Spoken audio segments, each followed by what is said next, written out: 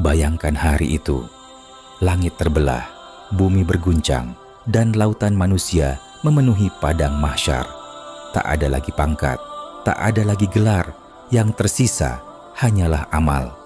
Di tengah lautan wajah yang penuh ketakutan, tampak beberapa orang dengan jubah putih dan bekas sujud di keningnya. Mereka yakin akan keselamatan mereka. Namun, ketika catatan amal dibuka, wajah itu mendadak pucat. Ya Allah, bukankah aku rajin sholat? Bukankah aku berpuasa dan bersedekah? Namun, malaikat menjawab, benar, engkau beramal, tapi bukan karena Allah. Saat itulah mereka menyadari amal yang tampak bercahaya di dunia kini padam di hadapan keadilan ilahi. Tidak ada lagi ruang untuk berpura-pura, hanya niat yang murni yang akan bersinar abadi di hadapan Allah. Sebelum kita lanjutkan, tolong tekan like dan subscribe untuk terus mendukung dakwah ini. Dan tulislah amin di kolom komentar. Semoga Allah melindungi kita dari api neraka. Bismillah, mari kita simak. Assalamualaikum warahmatullahi wabarakatuh.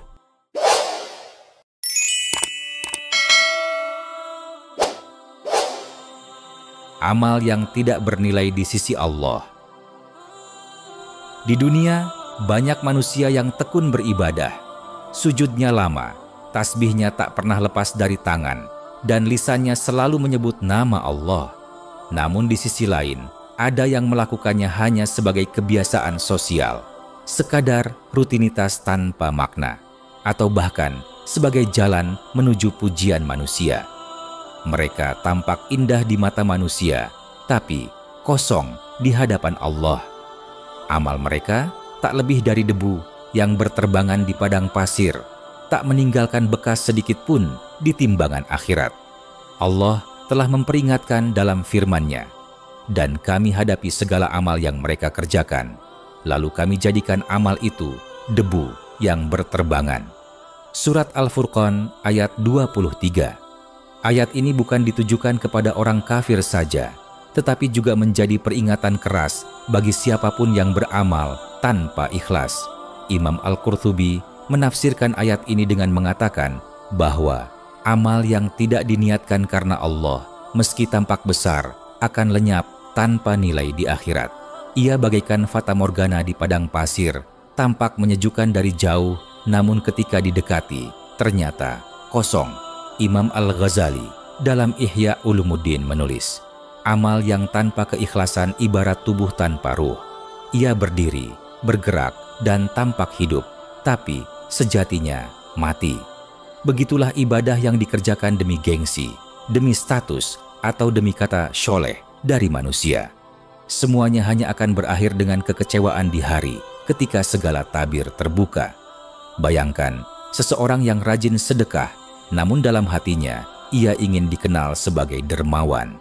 Ia tersenyum saat memberi, tapi hatinya menunggu pujian. Bayangkan pula seseorang yang menunaikan haji, tapi di setiap langkahnya ia menghitung berapa banyak orang yang tahu bahwa ia sudah naik haji. Betapa tipis batas antara keikhlasan dan ria. Betapa mudah hati berpaling dari Allah tanpa kita sadari. Ibadah bukan sekadar gerakan tubuh, bukan sekadar lafaz doa yang indah. Ibadah sejati adalah komunikasi hati yang tunduk total kepada Allah, tanpa pamrih, tanpa harapan, selain ridha-Nya. Sebab Allah tidak menilai bentuk ibadah, melainkan hati yang melakukannya. Rasulullah bersabda, sesungguhnya Allah tidak melihat rupa dan harta kalian, tetapi Allah melihat hati dan amal kalian. Hadis riwayat Muslim. Maka hati yang keruh, walau diselimuti ibadah, takkan pernah menghasilkan cahaya. Dan hati yang ikhlas, walau amalnya sederhana, akan bercahaya bagaikan mentari di hari kiamat. Imam Nawawi menjelaskan bahwa amal yang diterima bukanlah amal yang besar, tapi amal yang sahih dan ikhlas. Sahih berarti sesuai tuntunan syariat, dan ikhlas berarti hanya untuk Allah semata. Jika salah satu hilang, maka amal itu runtuh seperti bangunan tanpa fondasi.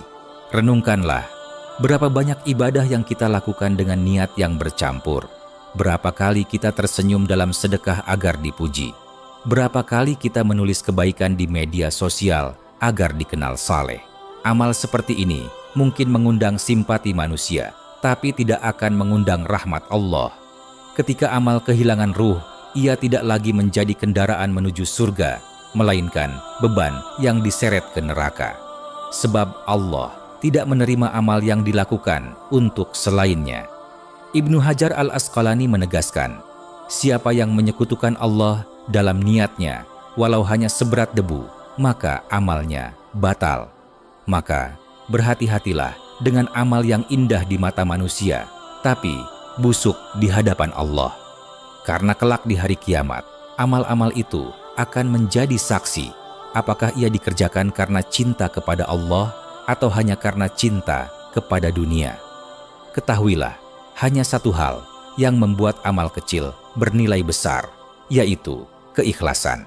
Dan hanya satu hal yang membuat amal besar menjadi sia-sia, yaitu hati yang berpaling dari Allah. Sebagaimana firman-Nya, padahal mereka tidak disuruh kecuali supaya menyembah Allah dengan memurnikan ketaatan kepadanya dalam menjalankan agama. Surat Al-Bayyinah ayat 5. Maka renungkanlah, wahai jiwa, jika setiap ibadahmu ditimbang hari ini, apakah ia terangkat menuju langit, ataukah jatuh ke tanah karena niat yang kotor? Apakah engkau beribadah untuk dilihat manusia atau untuk dilihat Allah?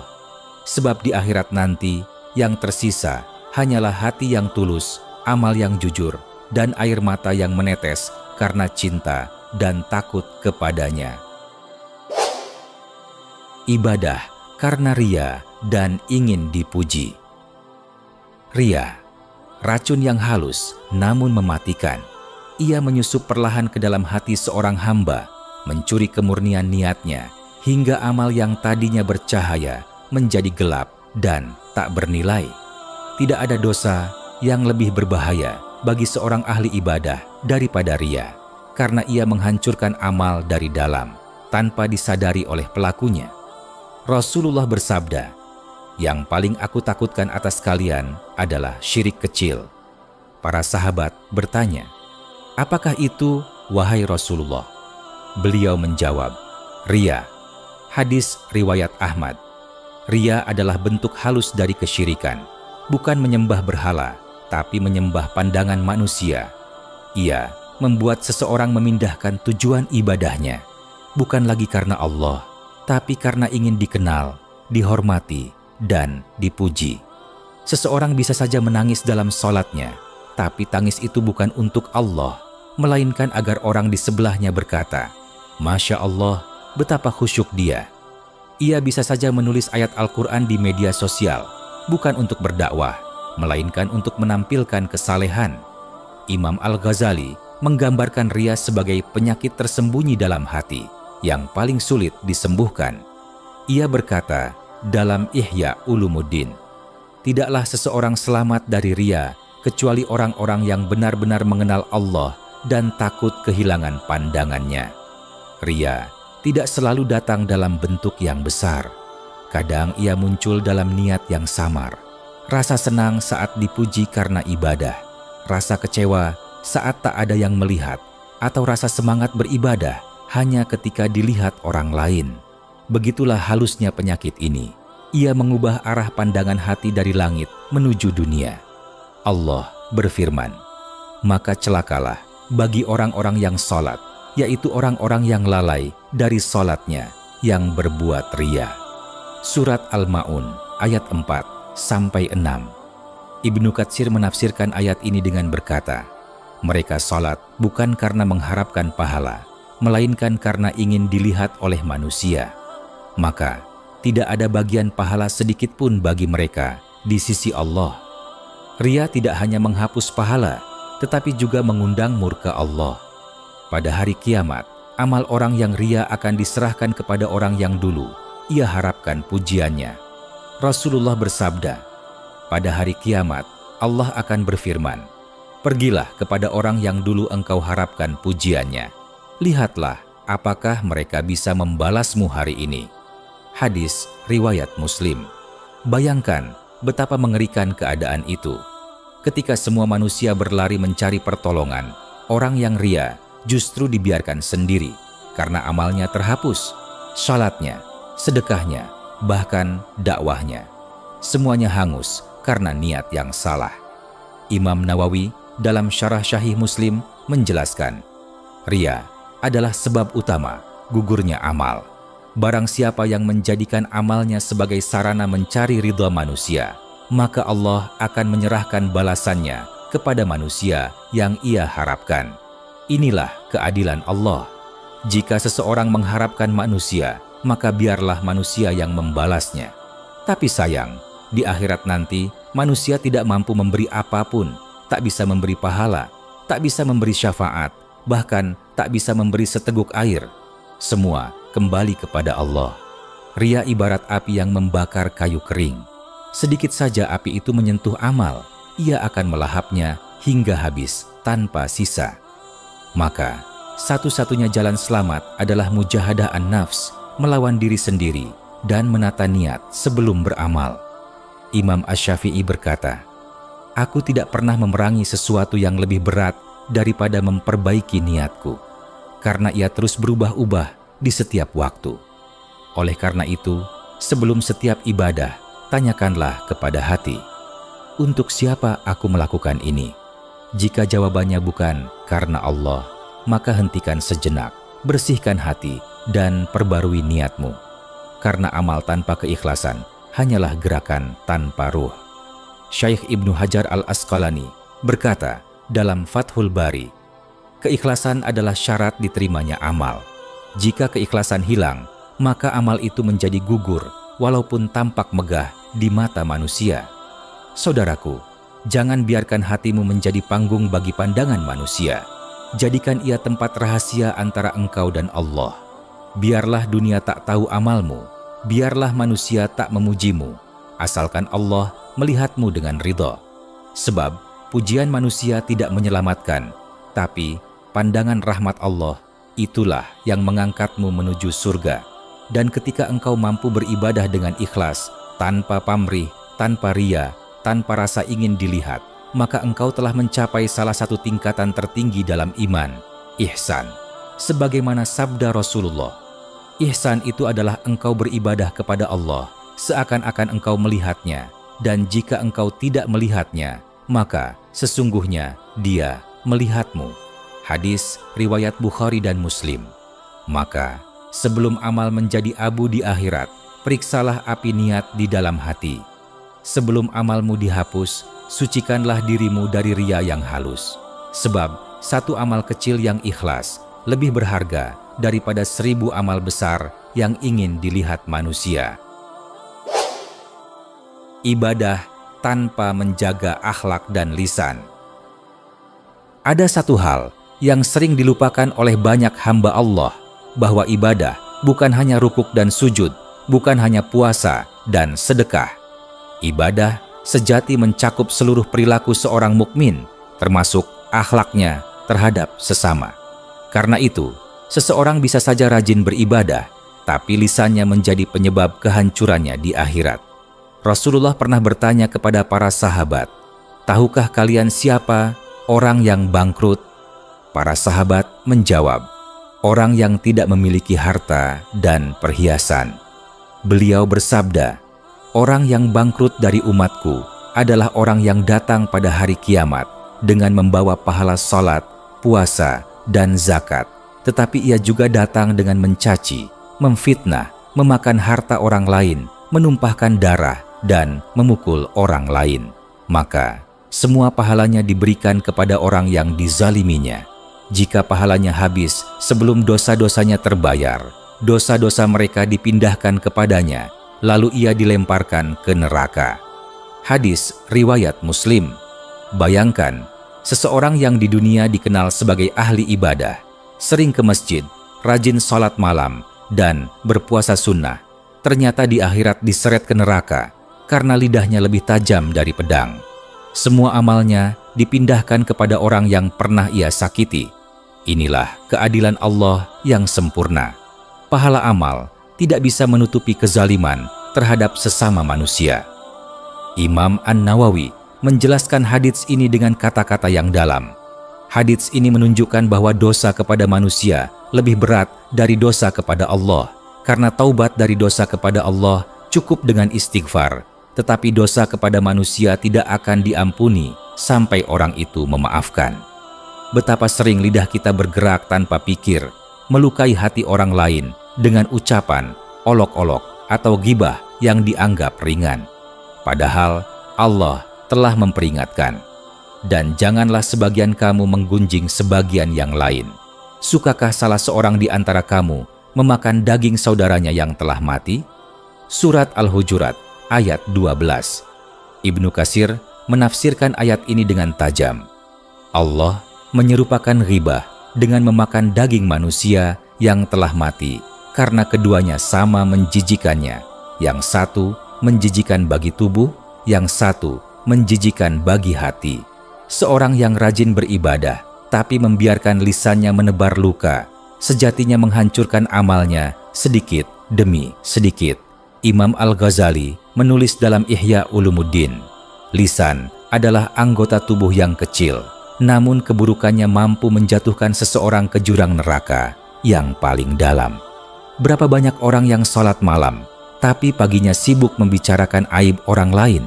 Berapa banyak yang berpuasa, tapi lisannya mencaci dan menuduh? Berapa banyak yang berzikir, tapi hatinya penuh dengki dan iri? Mereka lupa bahwa Allah tidak menerima amal yang tidak diiringi akhlak, sebab ibadah tanpa akhlak hanyalah ritual tanpa makna. Rasulullah bersabda, sesungguhnya orang mukmin yang paling sempurna imannya adalah yang paling baik akhlaknya. Hadis riwayat Tirmizi. Dalam pandangan ulama, akhlak bukan pelengkap ibadah. Ia adalah buah dari ibadah itu sendiri. Jika ibadah tidak melahirkan kelembutan hati dan kasih sayang terhadap sesama, berarti ada yang salah dengan ibadah itu. Imam Asy-Syafi'i berkata, barang siapa yang mempelajari Al-Quran, maka tampaklah wibawa pada wajahnya. Barang siapa yang mempelajari fikih, maka lembutlah akhlaknya. Barang siapa yang mempelajari tasawuf, maka bersihlah hatinya. Akhlak yang baik adalah tanda diterimanya ibadah. Sebaliknya, keburukan akhlak bisa menghapus pahala. Orang yang suka mencaci, mengolok, menebar kebencian, sesungguhnya sedang menggali liang kehancurannya sendiri, meski ia sujud ribuan kali. Maka jagalah lisanmu sebagaimana engkau menjaga sholatmu. Jagalah sikapmu sebagaimana engkau menjaga puasamu. Karena bisa jadi, satu kalimat yang keluar dari lisanmu lebih berat timbangannya di akhirat daripada 1000 rakaat sholatmu. Rasulullah bersabda, sesungguhnya seseorang mengucapkan satu kalimat yang tidak ia pikirkan, namun dengannya ia terjerumus ke dalam neraka sejauh antara timur dan barat. Hadis riwayat Bukhari. Imam Ibnul Qayyim menulis, tidak ada jalan yang lebih cepat menyeret seseorang ke neraka selain lisan dan syahwatnya. Maka siapa yang mampu mengendalikan keduanya, ia telah menjaga imannya. Renungkanlah, mungkin engkau rajin sholat, tapi pernah menyakiti dengan kata. Mungkin engkau suka bersedekah, tapi menghina penerimanya. Mungkin engkau berilmu, tapi menertawakan yang tidak tahu. Semua itu bisa menghapus pahala dan menjauhkanmu dari rahmat Allah. Karena pada akhirnya, Allah tidak hanya menilai banyaknya amal, tapi juga kebeningan hati dan kelembutan akhlak. Sahabatku, ibadah sejati adalah yang melahirkan cinta dan kasih sayang, bukan kebencian dan keangkuhan. Jika salatmu tidak menahanmu dari kezaliman, maka periksa hatimu. Jika puasamu tidak menjauhkanmu dari dusta dan ghibah, maka periksa niatmu. Ibadah tanpa rasa takut kepada Allah. Ada satu penyakit halus yang sering tidak disadari oleh banyak hamba Allah. Penyakit hati yang perlahan mencuri makna dari setiap ibadah.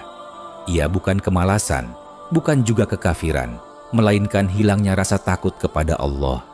Hati menjadi kering dari rasa gentar, padahal bibir masih melafazkan zikir dan tubuh masih tunduk dalam rukuk dan sujud.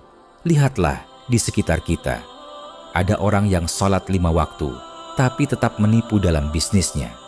Ada yang berpuasa Ramadan, namun lidahnya masih ringan mencaci dan berdusta. Ada yang membaca Al-Quran setiap pagi, tapi tetap melanggar batas yang Allah larang. Mengapa bisa demikian? Karena ibadah telah kehilangan ruhnya. Khauf, rasa takut kepada Allah. Padahal Allah berfirman dengan tegas, sesungguhnya orang-orang yang takut kepada Tuhannya, walaupun mereka tidak melihatnya, bagi mereka ampunan dan pahala yang besar.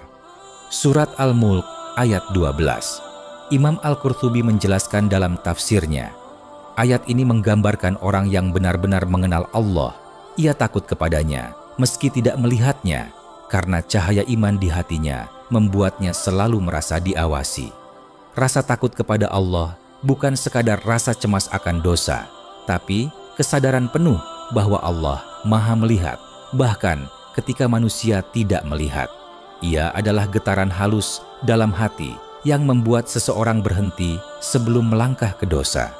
Ia adalah bisikan lembut yang menahan tangan dari kezaliman, lidah dari kebohongan, dan mata dari pandangan haram. Namun, saat rasa takut itu hilang, ibadah pun berubah menjadi kebiasaan. Salat hanya sekadar rutinitas, bukan pertemuan suci dengan Sang Pencipta. Puasa hanya formalitas, bukan latihan menundukkan hawa nafsu. Sedekah hanya angka, bukan bentuk cinta dan ketaatan. Rasulullah bersabda, "Seandainya kalian mengetahui apa yang aku ketahui, niscaya kalian akan sedikit tertawa dan banyak menangis." Hadis riwayat Bukhari dan Muslim.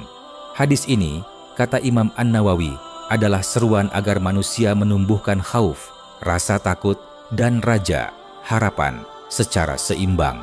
Karena tanpa rasa takut, amal akan kehilangan keikhlasan.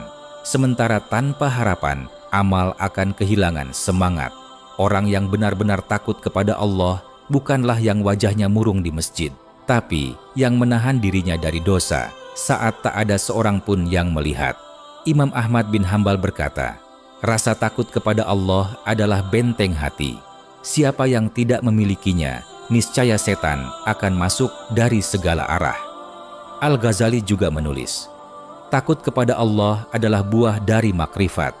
Siapa yang mengenal keagungannya, ia pasti takut kepadanya. Dan siapa yang tidak takut, berarti belum mengenal Rabb-Nya. Rasa takut inilah yang membuat orang-orang saleh terdahulu menangis dalam sujud. Lihatlah Umar bin Khattab radhiyallahu anhu ketika membaca ayat tentang neraka. Beliau menangis terseduh hingga jatuh sakit beberapa hari. Lihat pula Utsman bin Affan. Setiap kali berdiri di tepi kubur beliau menangis hingga janggutnya basah, lalu berkata, kubur adalah awal perjalanan akhirat. Jika seseorang selamat di sana, maka setelahnya ia akan mudah. Namun, jika ia celaka di sana, maka setelahnya lebih berat. Mereka semua beribadah bukan karena ingin dipuji, tapi karena takut tidak diterima. Mereka bukan takut kehilangan dunia, tapi takut kehilangan rahmat Allah. Sedangkan kita seringkali beribadah tanpa rasa gentar. Kita tahu Allah Maha melihat, tapi tetap melanggar. Kita mendengar azan, tapi menundanya dengan alasan dunia. Kita berzikir dengan lisan, tapi hati tetap lalai. Padahal Allah memperingatkan. Maka datanglah setelah mereka generasi yang menyia-nyiakan sholat dan mengikuti hawa nafsu, maka mereka akan menemui kesesatan. QS Maryam 59. Ibnu Katsir menafsirkan ayat ini. Mereka tidak meninggalkan sholat, tapi mereka menunda-nundanya dan tidak menunaikannya dengan khusyuk serta takut kepada Allah. Maka hilanglah keberkahan dari amal mereka. Rasa takut adalah pelindung iman. Bila ia mati, amal sebesar apapun tak akan menyelamatkan. Karena ibadah tanpa rasa takut hanyalah tubuh yang bergerak tanpa jiwa. Sahabatku, jangan biarkan ibadahmu menjadi sekadar rutinitas kosong.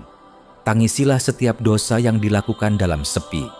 Rasakan gemetar dalam sujudmu, karena engkau sedang berdiri di hadapan raja, segala raja. Imam Ibnul Qayyim berkata, hati yang hidup akan bergetar setiap kali mendengar nama Allah. Namun hati yang mati tak akan tersentuh sekalipun ia membaca 1000 ayat.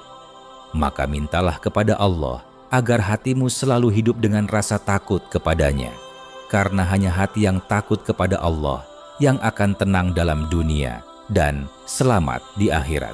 Dan hanya ibadah yang disertai rasa takutlah yang akan menyelamatkanmu dari panasnya neraka dan mendekatkanmu ke rahmatnya yang abadi. Ilmu yang tidak mengubah hati. Ada satu keadaan yang lebih berbahaya daripada kebodohan, yaitu ketika seseorang berilmu, tetapi ilmunya tidak mengubah hatinya. Ia tahu apa yang benar, tapi tidak melakukannya. Ia hafal ayat dan hadits, namun tidak tersentuh oleh maknanya. Inilah golongan yang disebut oleh para ulama sebagai alim yang tidak beramal, dan Rasulullah telah memperingatkan tentang mereka dalam banyak hadis. Rasulullah bersabda, orang yang paling keras siksaannya pada hari kiamat adalah seorang alim yang tidak memberi manfaat dari ilmunya. Hadis riwayat Tabrani. Bayangkan, seorang yang di dunia sering berdakwah, mengajar, menasihati, bahkan memimpin majelis ilmu, ternyata menjadi orang yang pertama kali diseret ke neraka. Bukan karena kurang pengetahuan, tapi karena hatinya tidak tunduk kepada kebenaran yang ia sampaikan sendiri. Ia berbicara tentang takut kepada Allah, tapi dirinya tidak takut. Ia mengajarkan ikhlas, tapi dalam hatinya masih ada ria. Ia menyeru kepada amal saleh, tapi hidupnya jauh dari amal itu. Allah menggambarkan golongan ini dengan sangat keras dalam Al-Quran. Perumpamaan orang yang dipikulkan kepadanya Taurat, kemudian mereka tidak memikulnya, adalah seperti keledai yang membawa kitab-kitab besar. Surat Al-Jumu'ah ayat 5. Ibnu Katsir menafsirkan, mereka membawa ilmu seperti keledai membawa kitab di punggungnya. Ia membawa beban berat, tapi tidak memahami apa isinya. Begitulah orang yang mengetahui kebenaran, tapi tidak mengamalkannya.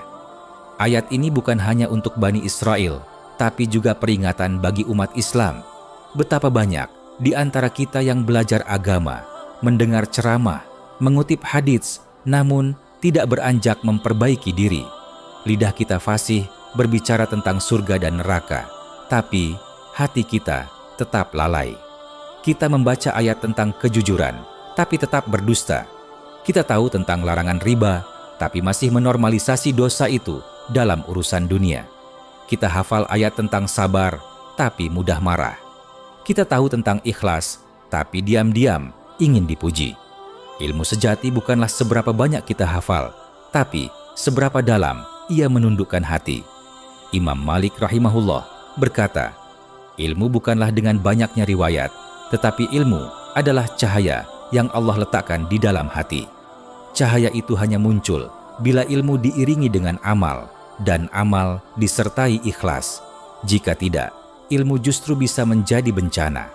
Rasulullah pernah berlindung dari keadaan itu dalam doanya.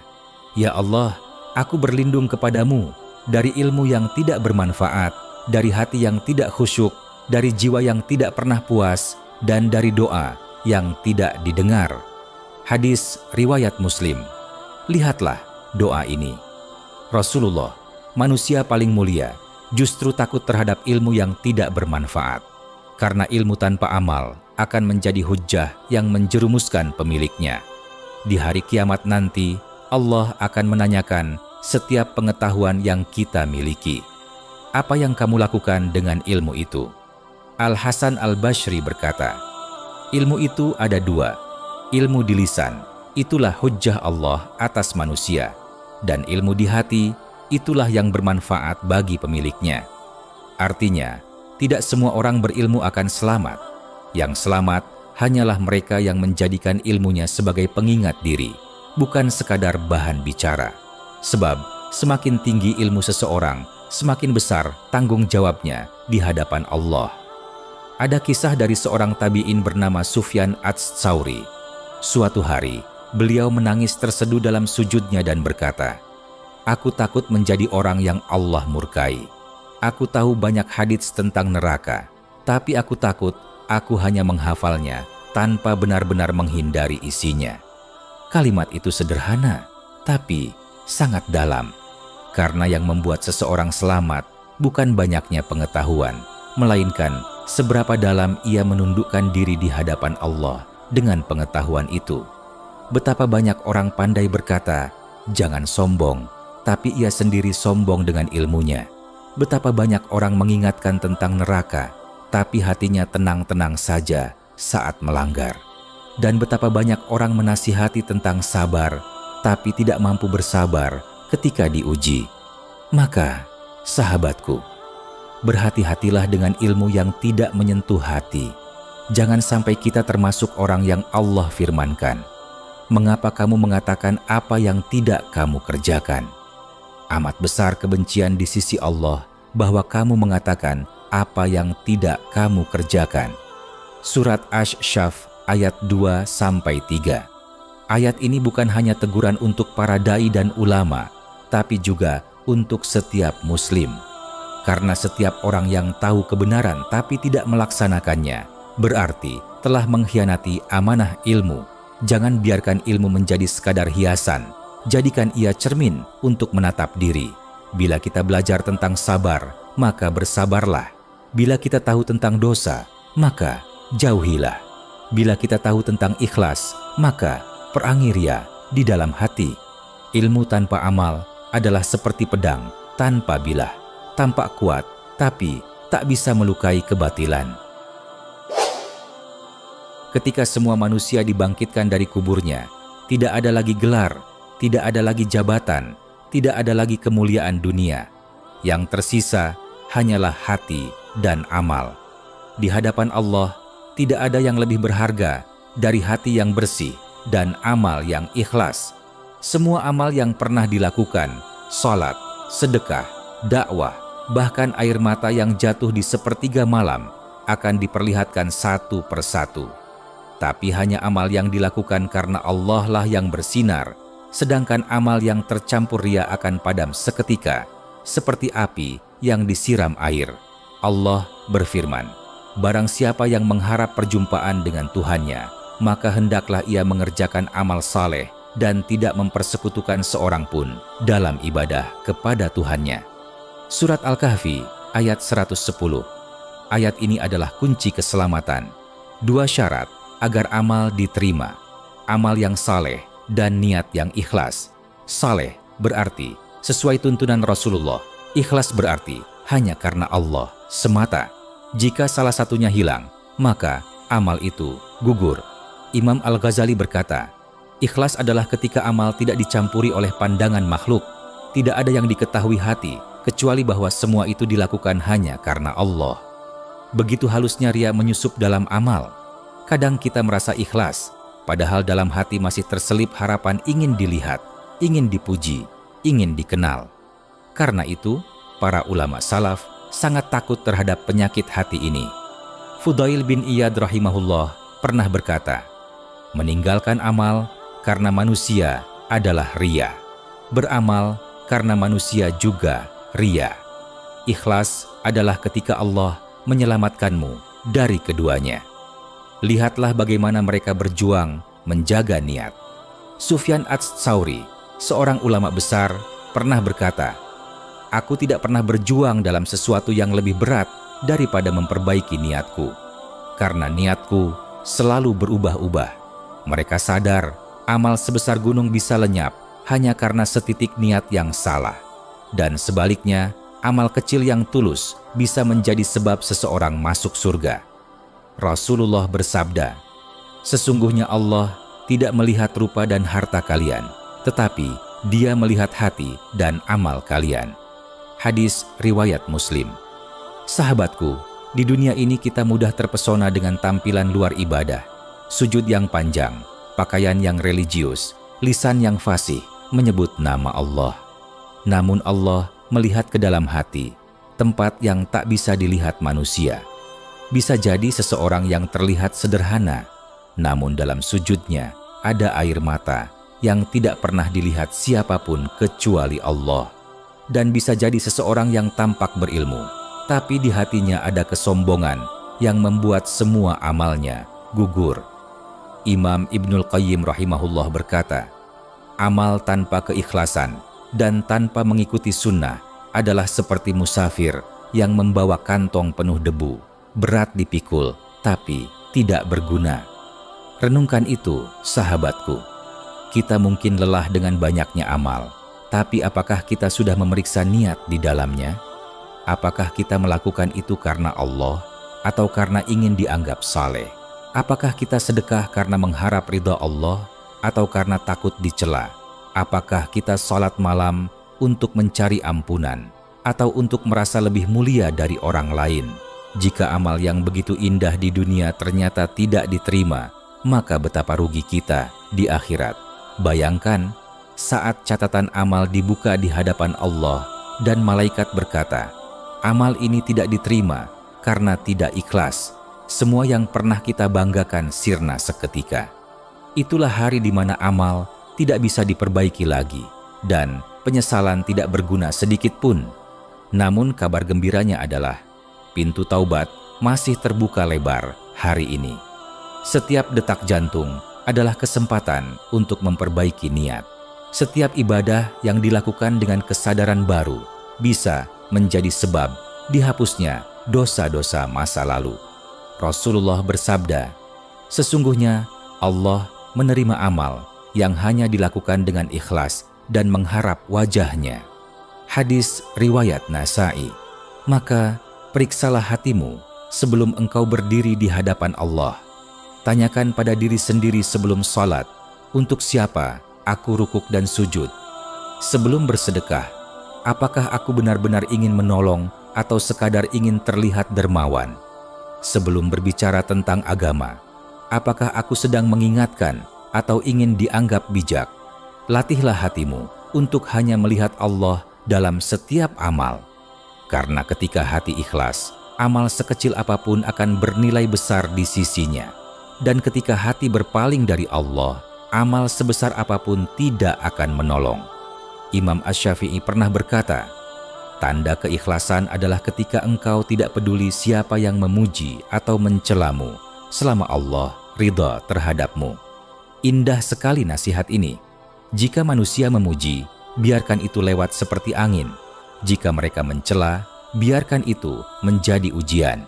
Karena yang terpenting bukan apa kata manusia, tapi bagaimana Allah menilaimu. Sahabatku, pada akhirnya semua amal akan diuji dengan satu pertanyaan. Apakah engkau melakukannya karena aku? Dan hanya hati yang tulus yang bisa menjawab, ya Allah, hanya karenamu. Sahabat Irman Hidayah, sekarang bantu kami dengan cara subscribe dan aktifkan loncengnya. Dan simak juga konten penuh makna lainnya dari channel Irman Hidayah. Tekan like dan tulis amin di kolom komentar. Semoga Allah mengampuni dosa kita dan keluarga kita, melimpahkan rahmat-Nya, serta menyatukan kita kembali di surga-Nya yang penuh kebahagiaan. Jangan lupa bagikan video ini kepada keluarga, sahabat, dan orang-orang yang kamu cintai, karena bisa jadi hidayah itu datang melalui tanganmu. Terima kasih telah menyimak hingga akhir. Wassalamualaikum warahmatullahi wabarakatuh.